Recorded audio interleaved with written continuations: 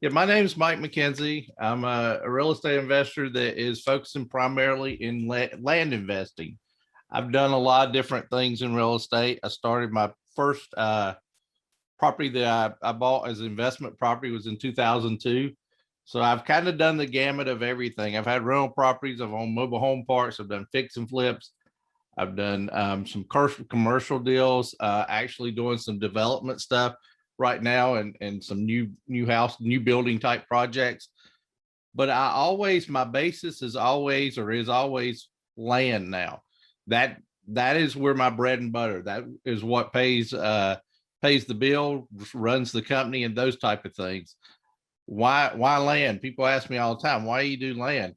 It's easy and I can do it from anywhere. That's the biggest thing that I like about it. Let me share my screen with you.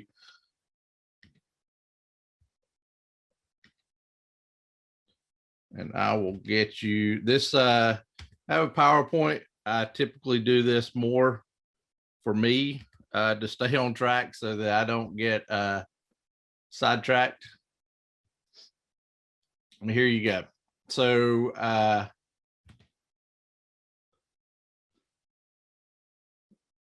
this right here.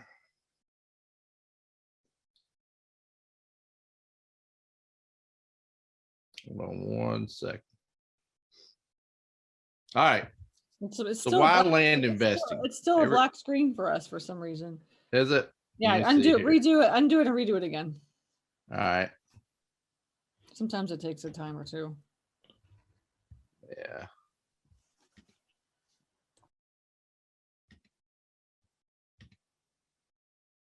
How about now? Can you see anything? No. All right. I know a different way to do it. Okay. No worries.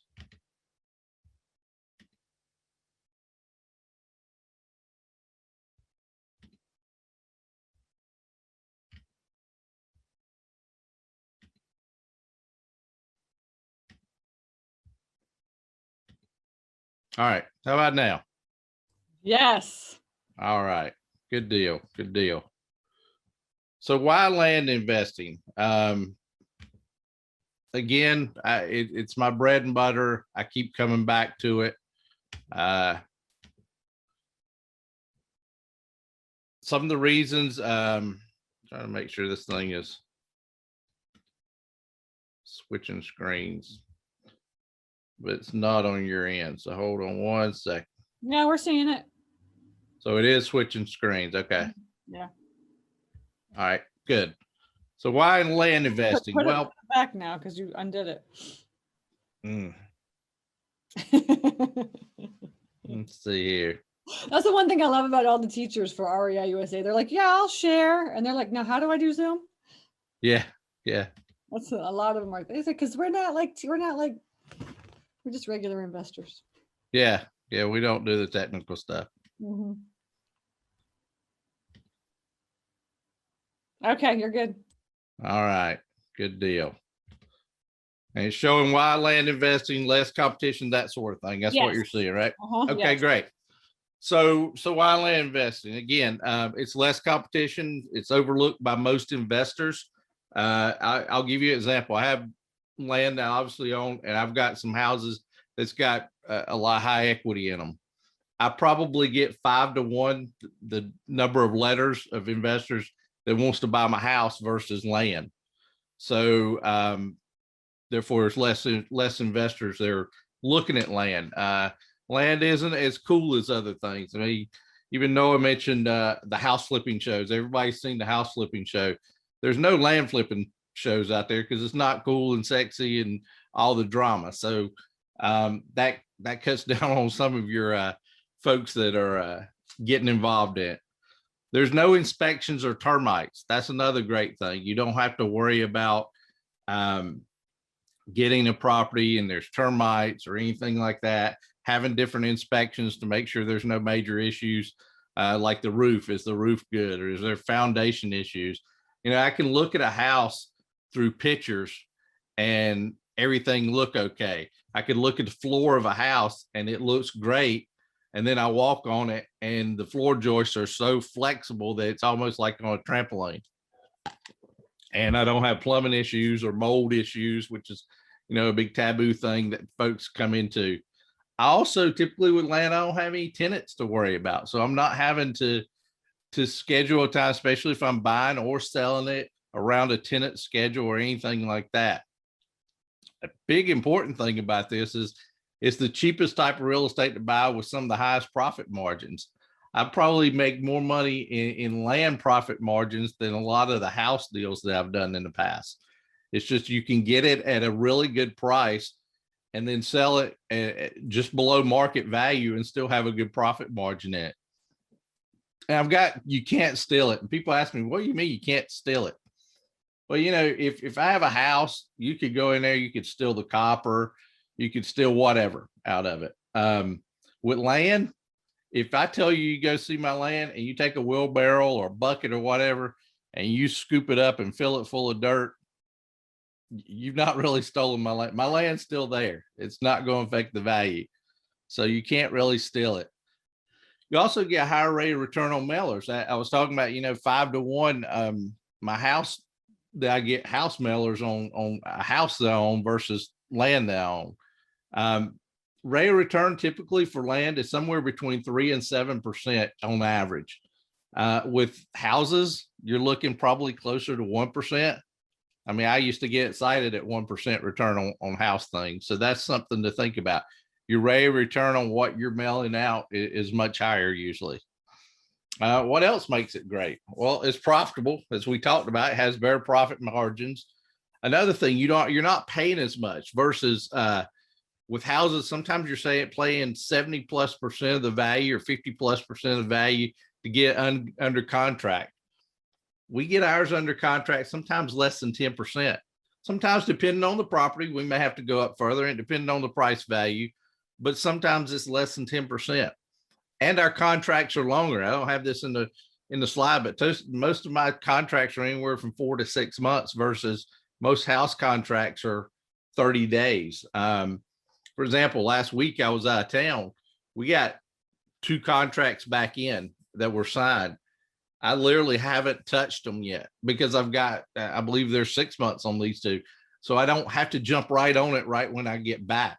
Now, obviously next week we'll start getting things ordered and starting on it, but I don't have to, drop everything I'm doing to get started because I'm on such a time crunch. So I like that.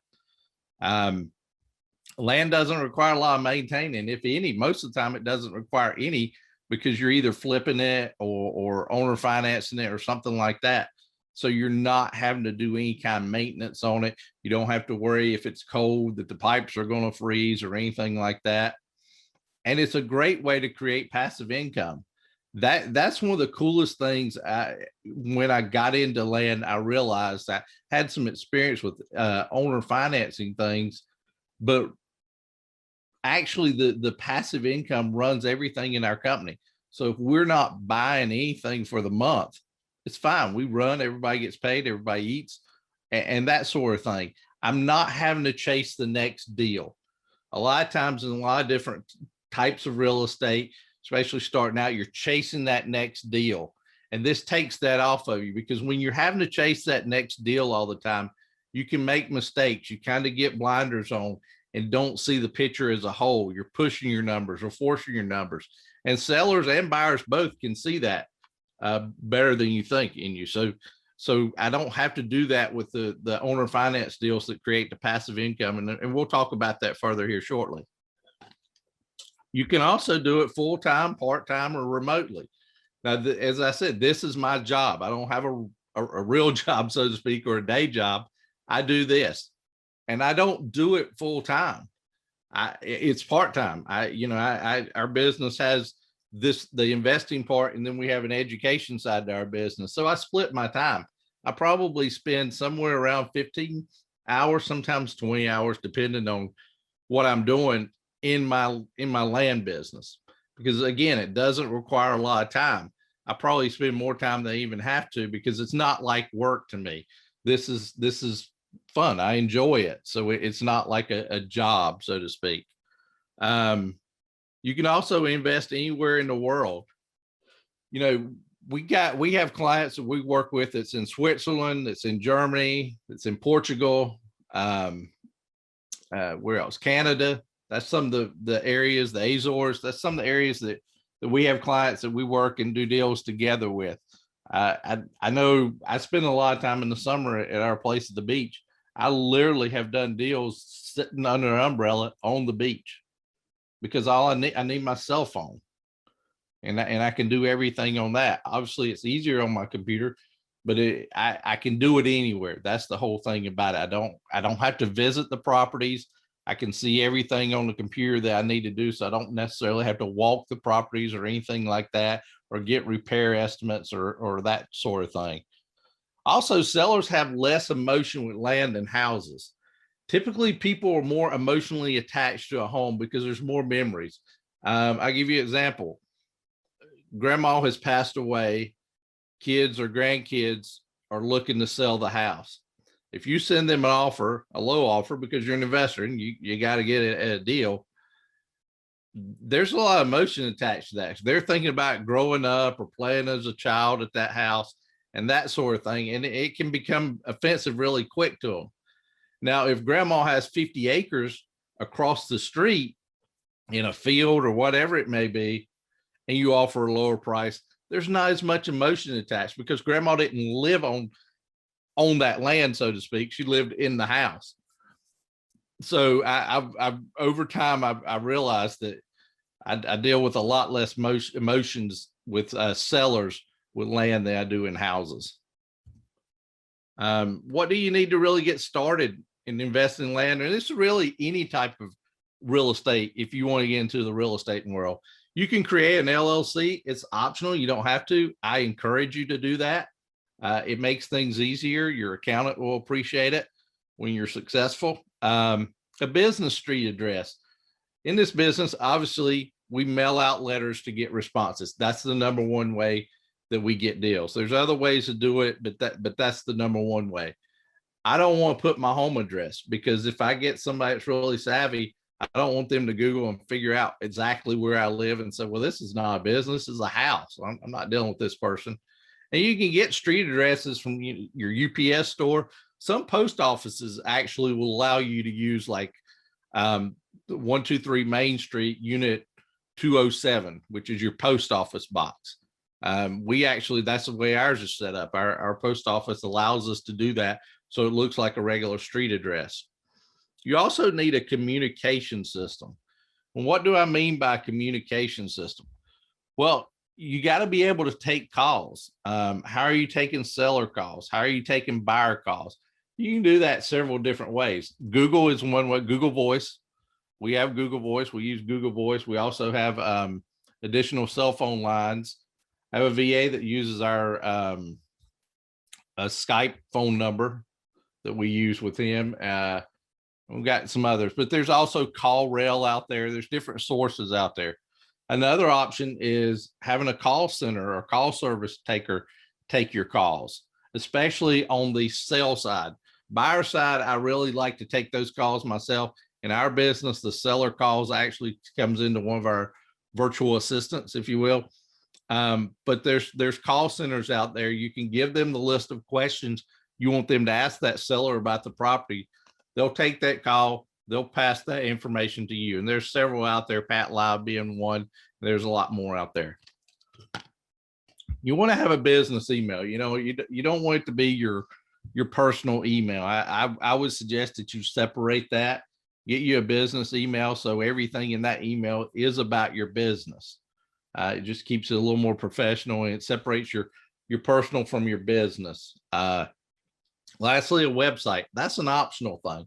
Most folks starting out doesn't necessarily have a website, and that's fine. You don't have to. But if you do, it's just another thing that adds a little more credibility to your job or to your company. And that can be a regular website, also can be a Facebook business page, things like that. Anything that adds more credibility to your company. There's a couple different types of land we talk about. we talk about what we call building lots, the typical building lots. That's what we call infill lots. And those are like if you have a neighborhood that maybe has been built out, but there's 1 or 2 lots left that for whatever reason, the folks have not built their home there. A lot of times people will sell their properties because there's life changes. Maybe they had a dream of building their retirement home in a particular place, and that changes. Well, those may be an infill lot where that neighborhood is built up. So those, a lot of times you can get some deals in that. Lots and acreage and paths of growth. So what do you mean by paths of growth? Path of growth, I'll use, for example, the Atlanta, Georgia region. I wouldn't necessarily market Fulton County where Atlanta is. I would look at how is Atlanta growing? Is it growing to the south? Is it growing to the north, east, or west, or however? Where is the growth leading? And I may go out more than just one county. I may not just go out one county. It may be 2 counties or 3 counties, because what I don't want to do is get right where it's actually happening, because I'm going to have to pay higher prices typically. I want to try to get a little bit ahead of that curve where I can still get some deals, but there's people looking there that wants to get out and things like that. Same way I'm based out of Charlotte, North Carolina. I don't want to deal with Mecklenburg County where Charlotte's located, but I may look 1 or 2 counties outside of that area if I'm investing close to home. Think about that. Larger parcels of property or acreage properties, 5, 10, 20, 30 acres. A lot of times it could be recreational properties, property to camp. A lot of people, if we do properties in the mountains and stuff, we have a lot of people that will ask, well, can I put my camper there? I just want my camper there so I can go up there for the weekend and kind of hang out, chill out, that sort of thing. Another thing, riding ATVs. A lot of people want properties to ride ATVs. They live in a neighborhood, they can't ride them in their neighborhood, so they got to go somewhere else. Same thing with me. My mom fortunately has acreage at her house, so I can take my 4-wheelers and things over there and ride. If not, I'd need to either go to a 4-wheeler park or buy some property to ride on. Hunting properties. There's people that needs property if they're into hunting, they want to do that. Another thing is farmland, and don't think about just traditional regular farming, where you're growing whatever. Think of the new things. Trees is one, but solar farms is a really big thing now. And with the solar farms, and I'm sure everybody's ridden by them, it takes a lot of land to put solar farms out, but that's a growing thing. So that may be something when you're looking at properties and you're thinking exit strategies and things like this. Maybe, wow, this could be a regular farmland. It could be that property to ride ATVs on, or it could be a solar farm, things like that. There's more than one use for the property. Development is another thing. As you grow and get more experience in your business, you're thinking residential development, commercial development. Now that may be something that you personally do, or it may be that you target developers. Say, hey, look, I got this tract of land. It'd be great for a subdivision or a strip mall or whatever, something like that. Those are different developments. We're actually now developing our own land now, putting townhomes on a parcel of properties we got. So look at those different things. There's a lot of different uses for the land. So, and we acquired this land that we're developing simply through letters. That's how we got it. And I do mention this again. I'll be glad to answer questions at the end. Just let me know what you have, and we'll answer whatever we can. How you determine what a good area to invest in land? Well, we talked about the path of growth areas. We want to get out of the main hub of where it's growing and look at how it's expanding and try to get on those coattails of that area so that we can still get it at a decent price, sell it at a good price, and get in and get out. Real estate sales in a particular area. What do you mean by that? What I do typically, my mode of operation, if you will, I like Zillow. I use Zillow for a lot of things. I do not use the Zestimate. Don't look at Zestimates on Zillow. Those are typically not correct. So what I do is I'll look at, let's say I'm looking at Manatee County, Florida. This is just random things. I can put in Manatee County, Florida.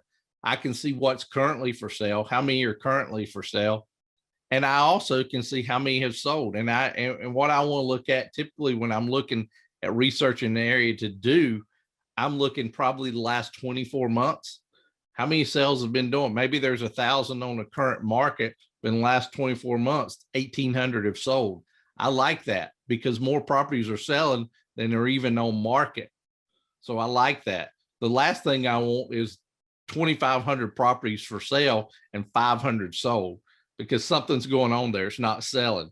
I need to look a little bit deeper before I jump into that county. Another thing to think about is the economics of the county that you're looking at, or even the region.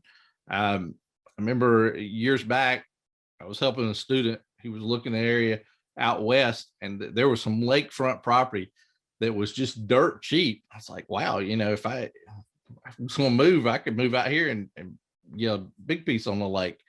But we looked a little deeper. I told him, well, let's look at the economics of that county.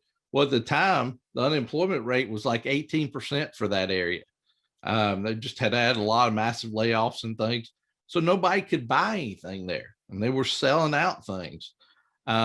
I always look at there's a site called datausa.io. It's a little weird, you know, it's not a .com, it's a datausa.io.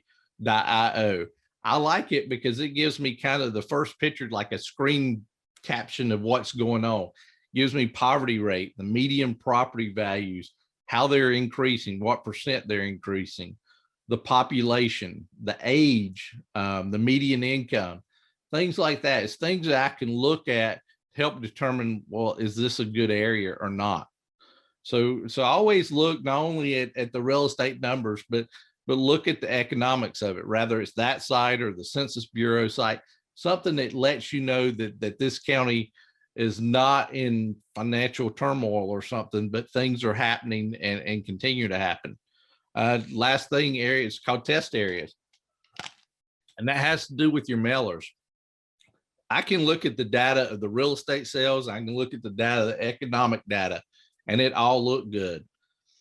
But until I actually mail it, I don't know what kind of response I'm going to get. Well, how many test mailers do you send? I personally send 1,000. I encourage people to send at least 750 as a test mailer, preferably 1,000 or so. The reason being, people say, well, why don't you just send 200 or 500? A lot of people say, so just send 500. That's not really a good sampling. I want to have a pretty good, strong sampling of that county to see what my response rate is. So if I send 1,000 mailers, my hope is if it's a decent, strong county, then I'm getting somewhere between 30 and 70 responses out of that 1,000, which is 3 to 7%. That's what I'm looking for. If I get a little bit less than that, that's okay, because I'm only doing 1,000. If I've got 5,000 leads in that county and I'm only sending 1,000, I'm only touching 20% of the owners or potential sellers anyway. So that can skew my numbers a little bit. So think about things like that. Obtaining a mailing list. How do I get a mailing list to mail? We're talking about mailers, but you know, what do I mail? You can go to the county and you can ask the county. Usually, sometimes you got to go through the mapping department, sometimes the tax department. You just got to get on the phone with them and ask them, say, hey, look, I'm looking for a you know, assessor's roll of everyone that has vacant land. Sometimes they'll give you everything, but I try to get them to give me a vacant land list. Let me know, can I get a list of everybody owns vacant land within your county? That's one way. And that's probably one of the best lists out there because it's most up to date typically. And your most, your best list. Title companies is another option. You know, in some states, real estate deals are closed through attorneys. In other states, they're closed through title companies. And what I do a lot of times, if it's in a state that I'm working as title company, I may call ABC Title Company and say, hey, you know what? I'm a real estate investor. I'm buying land in this county. I'm looking for a title company to work with. I'd love to do business with you. And by the way, can you help me with with getting a list of vacant landowners in your county or in this particular county, a lot of times they will do that. And many times they'll do it for little to no cost because they're wanting your business on the back end. So if they can pull that list for you and give it to you, their hope is you do get deals, you send them to them, and that's how they make their money. Back to the county. Now, the county may ask or may charge you a fee for their list. It's typically not a lot. I won't pay over $100 for one because there's other ways I can get it. There's other sites such as Agent Pro 247. A lot of people hear about that. That's a way to get a list. It's a list source, so to speak. It's a paid list source. You can go in there and you can kind of determine exactly, do I want out-of-state owners? Do I want in-state owners? Do I want properties that are worth between 5,000 and 100,000? I can kind of customize that list a little better on the front end before I get it. Whereas with the county and title companies, I'm getting everything. And then I have to customize it after I get it. So Agent Pro, I can customize a little bit on the front end. There's other list sources out there. There's multitudes of list sources. If you use a list source, look at the reviews on them, make sure they're legit and you're not getting old junk data. You want to make sure your data is as good as possible. So definitely always look at that, make sure all that stuff looks good. So you've got your mailer, however way it's sourced you've got a mailer now, or your list. We've got to clean that list. And what information do I really need? There's some key point information you need for your list. A, you need a parcel number, APN number for that property, the county and state it's in. You also need the owner and the owner mailing address, because what we're doing essentially is we're going to mail a neutral letter to that owner, tell them, hey, we're interested in buying your property. Give me a call, go to my website, however we want them to contact us. But you need that particular information. Most lists gives you a lot more information that is actually good information that you can utilize or pull out once you get a call back from that particular owner that's wanting to sell their property. The deal is we're trying to do least amount of work on the list itself to get it out, and then focus on the particular properties on the interested sellers that contact us. Do I clean it or do I let someone else clean it? I let somebody else clean it. I know how to clean it. I've cleaned lists before, but I don't have a lot of patience, and I will throw my computer out of a window if I had to clean lists that very often. It's tedious work. It's not very hard, especially if you're familiar and savvy with Excel, you can clean it pretty easily, pretty quick. But for me, it's simpler for me to send it out and pay somebody 20, 30, whatever dollars to clean it for me and get it in the specific format that I want, split it up however I want, and have it done like that. And I don't have to deal with it. So that's a good thing. And I need to, as you grow your business, you want to spend your time in the money-making areas of your business. Not, you want your business working for you. You don't want to be working for your business. And that's something that someone else can do at a relatively cheap price, especially using virtual assistants and things. Mailing your list. Now I know some folks that will start out, they'll say, well, I'm going to do my own mailers, and they'll do 1,000-piece mailer after occupying an entire weekend and a couple cartridges of ink, printing off these letters and folding them and, sealing the envelopes and sticking a stamp on. You're like, man, this is crazy. This is insane. And the cost is not that great. It's not huge savings. Outsourcing your mailer is the best way to do it. We do it. Most outsources you can do anywhere from bulk rate around 52 cents a letter to first class around 72, 73 cents a letter. To me, that's the way to go, because I don't want to be printing off a bunch of things and that sort of thing. So that's typically the best way to just outsource it. And that in the cleaning things, whatever company you're outsourcing your property to or your mail list to, they'll tell you the format you want it in. And that's why I have my virtual assistant to do. Look, I'm outsourcing to this particular mail company.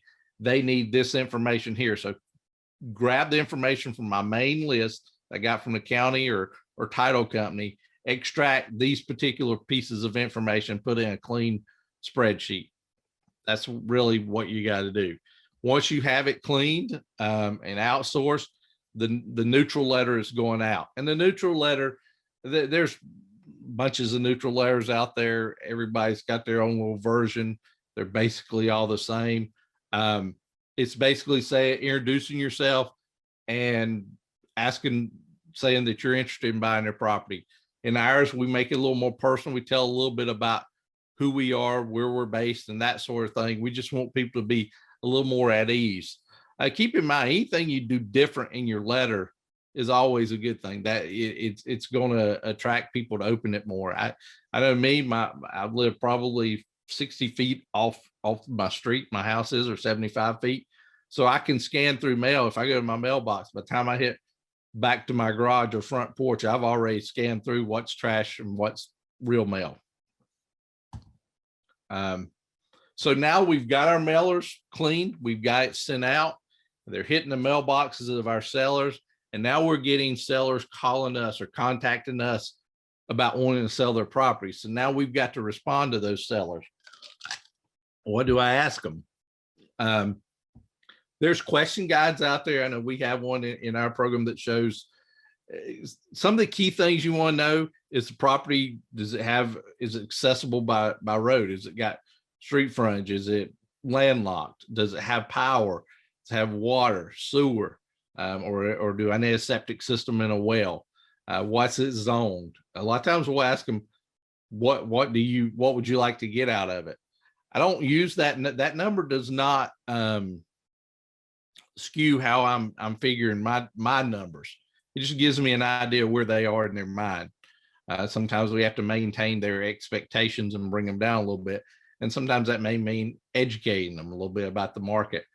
But the typical questions like that, again, this is something that you can take yourself. You can take those calls yourself, or you can outsource it to a call center and allow that call center to ask those questions. Once they get done with that seller lead, they'll email that lead to you, and it's to you. You can either send an offer directly out to them, contact them back and thank them for calling, and let them know, hey, in the coming days or weeks, we're going to get you an offer out. Let's look a little closer at it. Again, I appreciate you, your interest in selling us your property. Responding to sellers' online leads. If you do have a website set up, you may have a portal where they can go and not have to call you, but just put in their property information. Most of those sites, like if you go to our website and you put in your property, you're going to get an automatic autoresponder email thanking you for putting the data in, and obviously we get a response too. Or you can do it manually. You can incorporate that question guide we're talking about, asking callers on the phone. You incorporate those questions within that online submission form, so you get those same answers. Now, not everybody answers all the questions, and that's fine. As long as I have a parcel number in the county and things, I'm good to go. I can find out the other information and all that later on. It's enough for me to get a good ballpark figure of what I need to offer on the property. And that's a really good thing about land versus houses. I don't have to be pretty precise. I don't have to know that, okay, I'm gonna pay $30,000 for this house and it's got, $25,000 in repairs. So I'm in it for 55. I'm gonna sell it for 100. Those type of things. I can be ballpark. Well, I think this property is worth about 50,000. I'm gonna offer around 5. If I'm off 10,000, if I'm off 20,000 and it's worth 30,000 and I get it under contract, I'm still at $25,000 profit margin. Even if I can't sell it, but for 10,000 or 15 or 20,000, I still got a $15,000 profit. So I don't have to be so precise on the money with it, especially the higher the property is. Okay, so you've asked your questions from your seller that's wanting to sell you a property. Now it's your job to determine the property values of what you're going to offer. Now, where am I going to look for that information? The county assessor site. Here's what I do. I'm going to walk you through what I look at. Is I'll pull up the parcel number through the county assessor's site, GIS site. Because what I want to do, especially if the county has a good GIS site, is pull that up, look at what's around it, and see what information I can get on the property. How large is it? Is it, you know, the size of it? You know, what's the county saying it's worth, and that sort of thing. Anything that you can get like that will help you in that. You can kind of see what's around it, because typically you can get satellite images of the neighborhood. Now, what do I do with that information? I try to see if the property has an actual address. Sometimes, and many times, a vacant piece of land may not necessarily have an address. There's not a structure on it, so the county or postal service hasn't given it a specific address. So how do you do that? So if there's a house down the street, maybe a street over, or maybe beside my property, click on that particular property, see what the address is there. Because what I'm going to do next is, again, I told you earlier, I like Zillow. I like using Zillow.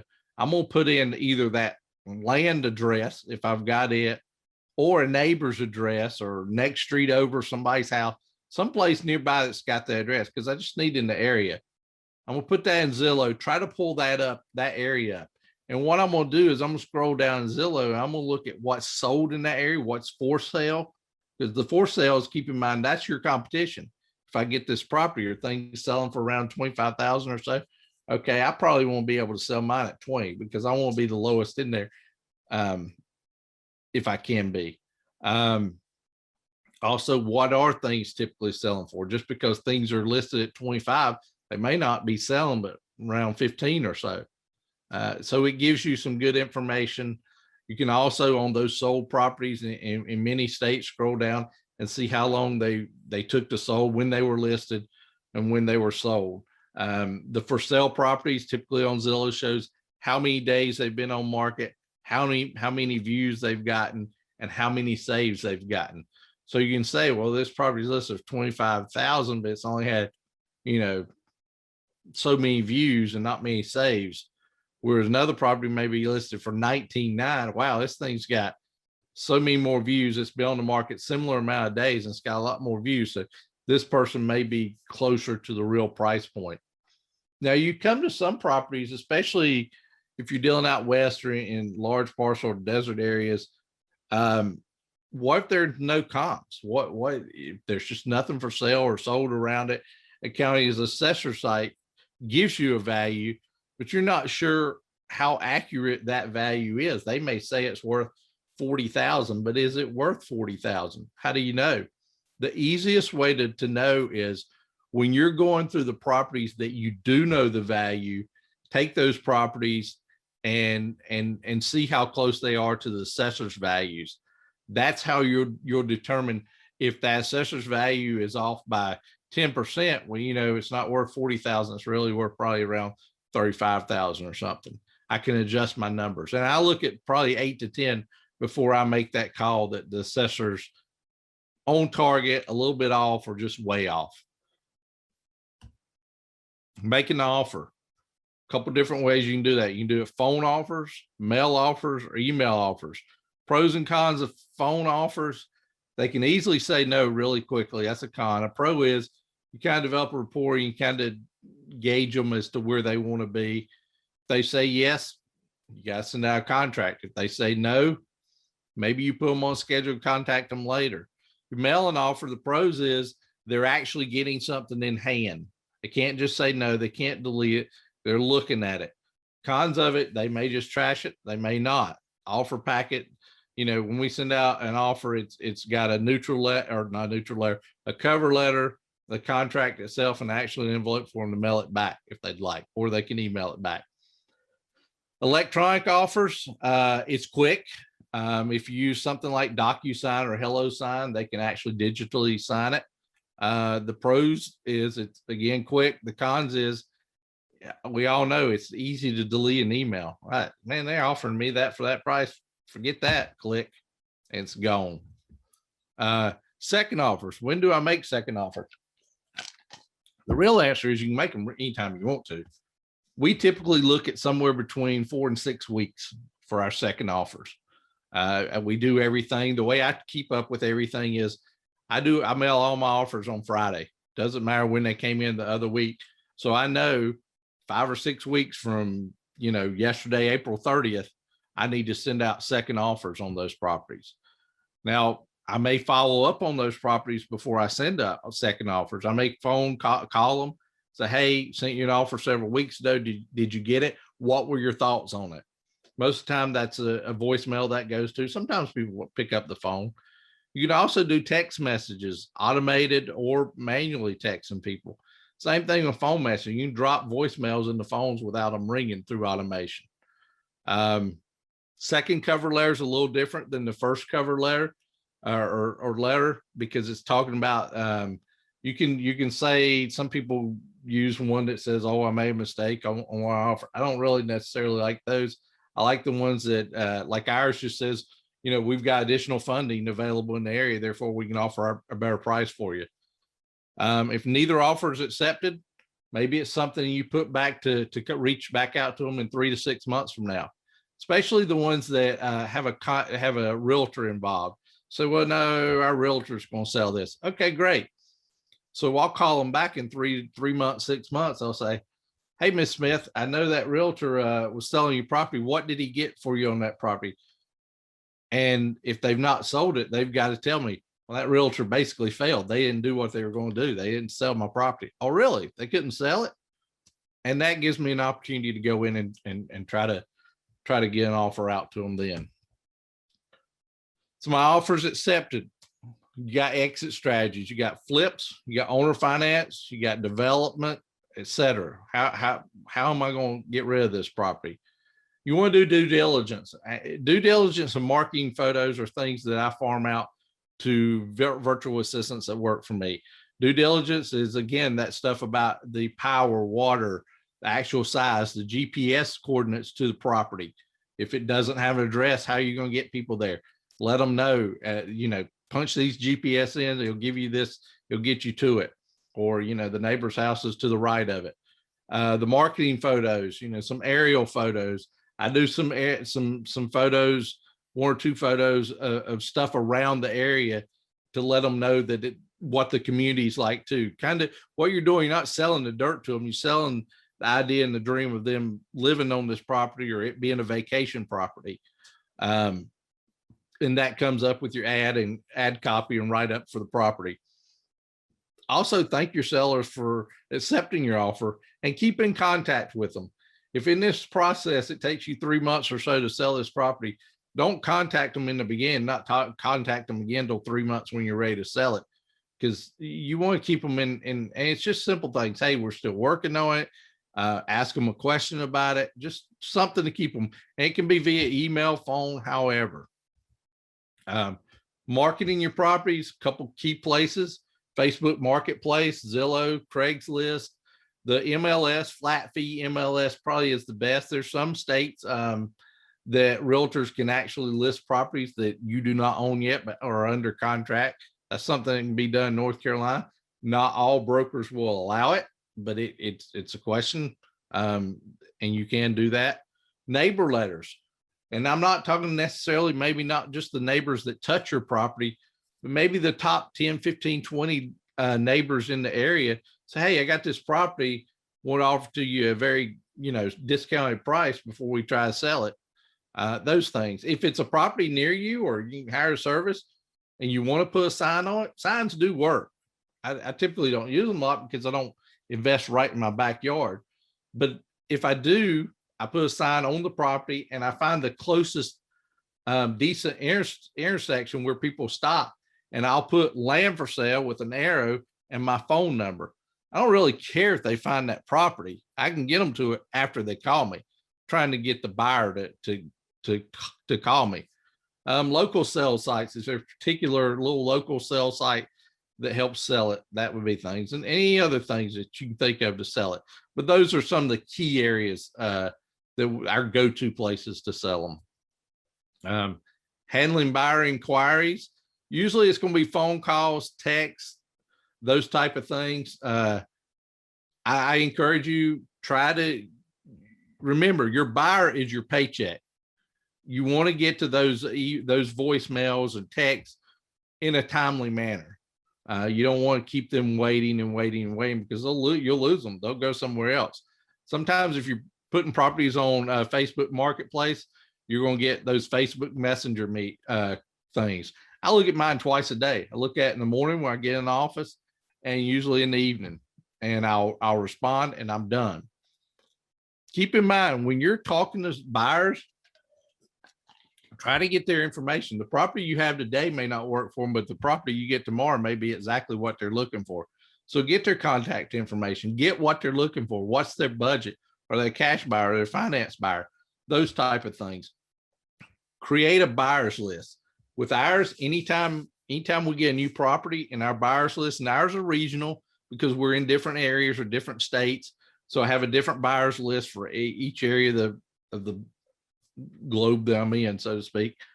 But I will send out, when I get a new property, hey, we just got a new property in, maybe a fit for you.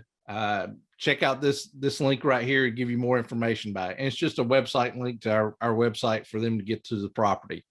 All I want them to do is look at if it's something for them, then they'll call me. And you'll develop some buyers that will buy back multiple properties from you. I have one lady, she's bought probably 5, 6, 7 properties from me. And she's always looking for more and more and more. So you can develop working relationships with buyers. Making a sale, contracts, is it a cash deal? Is it an owner finance deal? Cash deals, we use just a simple 1-page contract that we developed and showed it to our attorneys. Our attorneys approved it. With any real estate contract that a realtor does, usually they're 17, 18 pages long, and it's just too much for a lot of people to grasp and get. So we try to keep ours short, simple, but cover all the legal things that we have to.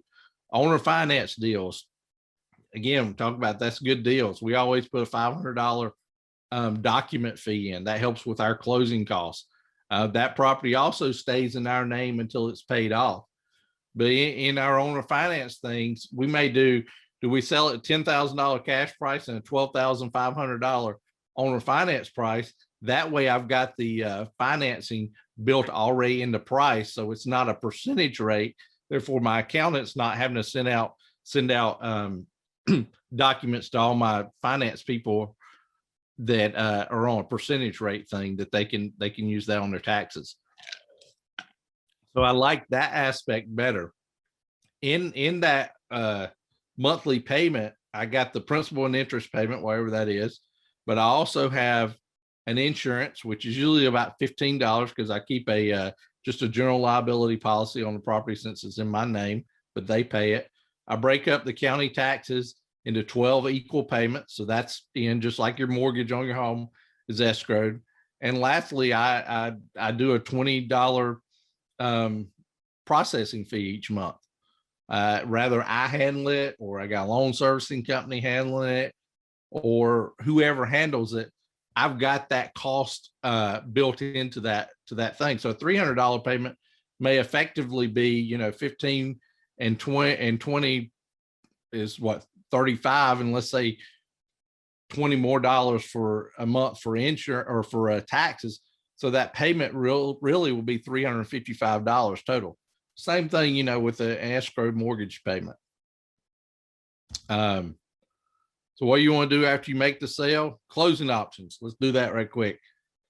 Some states are attorney states. North Carolina's an attorney close state. I can't go to a title company. I got to go to a real estate attorney's office to close it. Some states like Florida's title company. So I do those. You can also do self closings on some. Just make sure we still do hire an abstractor to do at least a basic title search to make sure that there's anything messy on the title that could cause us problems or get us stuck later. Celebrate your success. Do it again. Your profits are limitless in real estate investing as a whole. You can get out there, whereas a regular job, you know what you're making each year. I never know what I'm gonna make each year. So I'm always shooting for the stars. Quickly, just some of our deals in the last month or so. Let's pulled a couple out of them this morning. We had one we bought for $2,500. We sold for $15,000. That was an owner finance deal with $3,000 down. So I've already got all my money back. So I'm not even out of pocket. So it's cash flowing from day one. And that's most of the owner finance deals. You can do that. And that's great. So that's $12,500 plus 10% annual interest. That one was an annual interest thing. Profit on that one. We bought one for $15,250, sold it for $28,500 cash deal. That's $13,250 profit. $5,700 purchase price and $20,000 sold price, $14,300. Just those two cash ones alone, it's basically $27,000. And that was just, like I said, I grabbed 3 of the deals right off the top of our books that I saw to put in there to show you how easy it is to make money in this. Now you have to work. Nothing, you can't, if it was, completely, totally easy, everybody do it. But if you focus and get in your business and run it correctly, you can definitely make some good profits. Questions? Who's got some questions? Okay, we got a couple of questions. Hang on, let me get it up. Okay. Okay, awesome. All right. And then another thing too is a couple people were asking, is this recorded? Yes, these are recorded and they're going to go into the members portal. And you just have to go to training replays and they will be there. Okay. So everything is always recorded. Think of us as like an online school. We're here to teach you how to get started. So any questions that don't get answered, you can always just sign up for Mike's session. When is your session? My session is the second Monday of each month at 5:00 p.m. Eastern time. Exactly. Okay.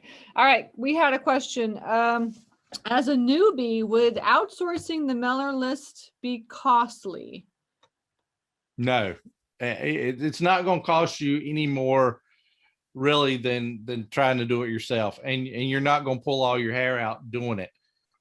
Again, outsourcing the mail list is probably going to be anywhere from 52 cents if you do bulk mail to about 72, 73 cents a letter if you do regular mail. So 1,000 mailers, you're looking at somewhere between $520 to $730 to get that mailer out.